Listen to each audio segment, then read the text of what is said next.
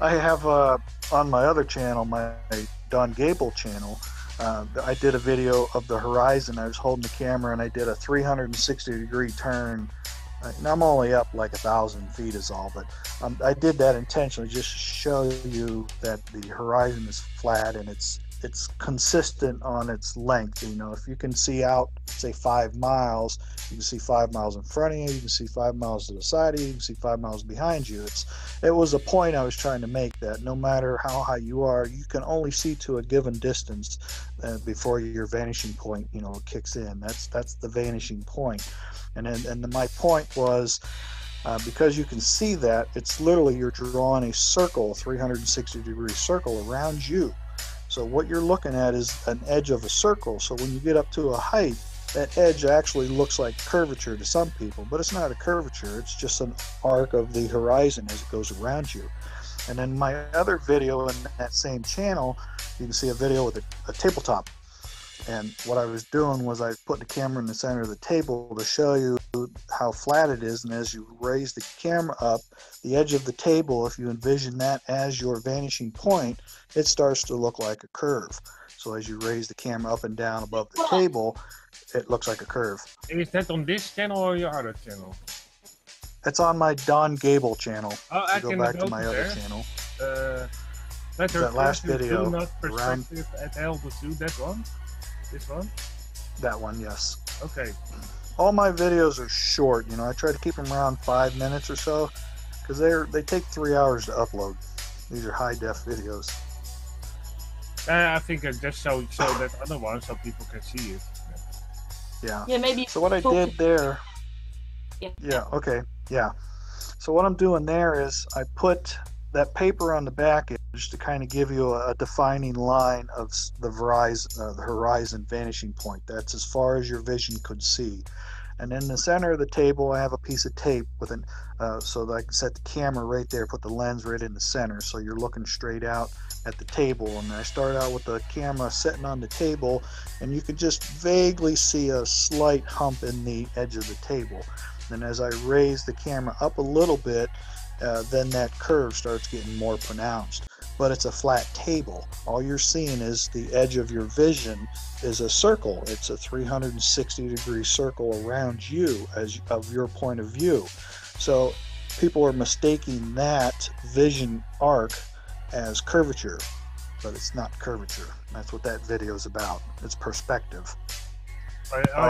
Here are you setting it, the camera? Yeah, okay, there. Yeah, you can see it, just barely a hump.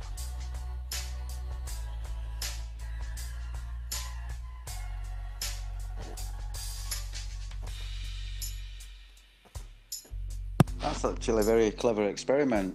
Very clever.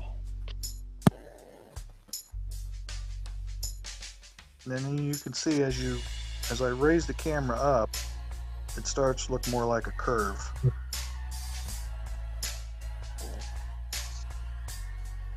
You know the table's flat, but it's curved. I got that piece of paper there to represent the skyline, and then the table is the ground horizon line in the middle.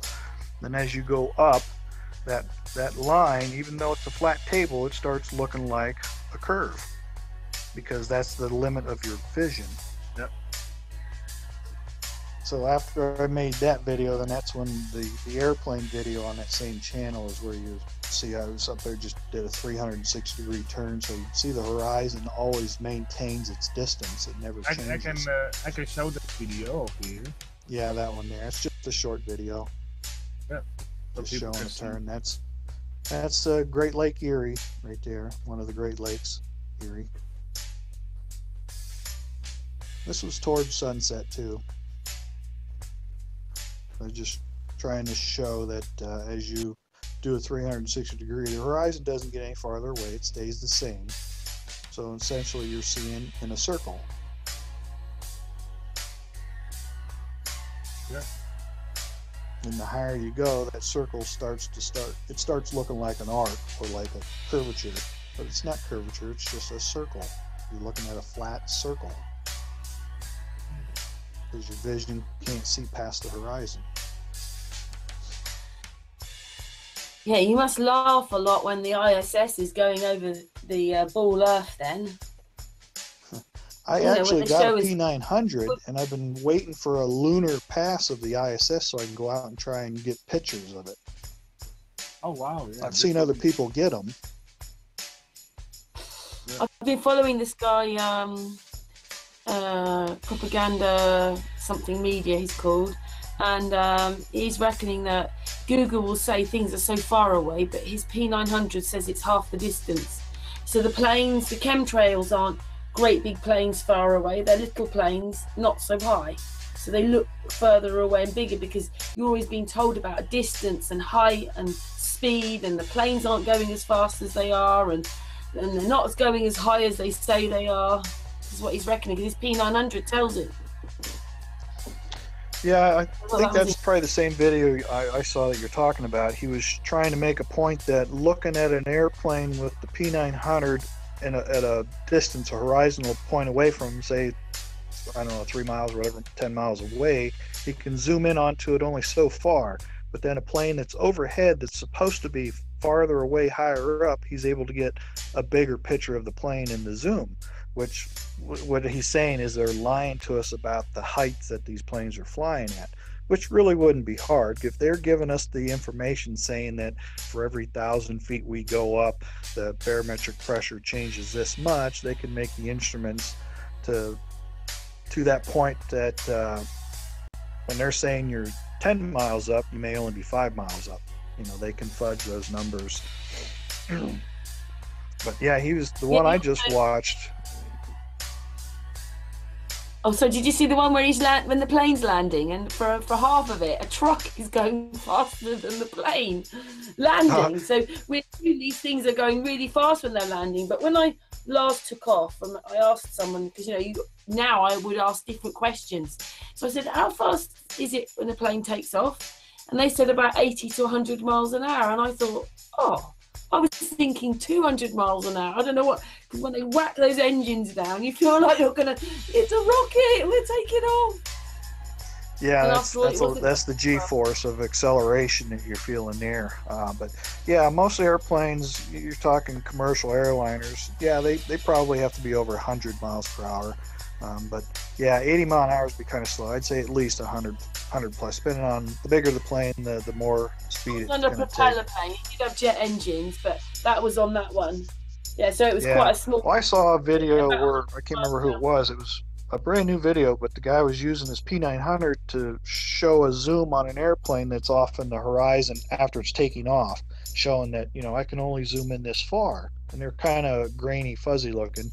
And then when he points it up in the air at an airplane that's at 35,000 feet, he's able to zoom in on it at a bigger range. The airplane is filling the camera larger than it would if it was the same distance away on the horizon just taking off. So he's trying to say that the planes aren't as high as they say they are, because the camera zooming in on a plane at 10 miles in the air should be a lot smaller than the plane 10 miles away taking off at an airport at ground level, was the point he was making with that latest video I saw. So it's probably a different video than the one you're talking about. No, it's the same one. Oh, is it the same guy? Okay. Same Is there guy. something new that popped up? Yeah. He's also done one about distances, because again, the same thing. So not just up, but what he's looking at on his P900 in front of him. But it also then tells you that anybody that catches the ISS the size of an aeroplane in their viewfinder, then the thing is only a few miles away. Oh, Whatever yeah, they capture it could be. is only a few miles away. That's what he was telling you.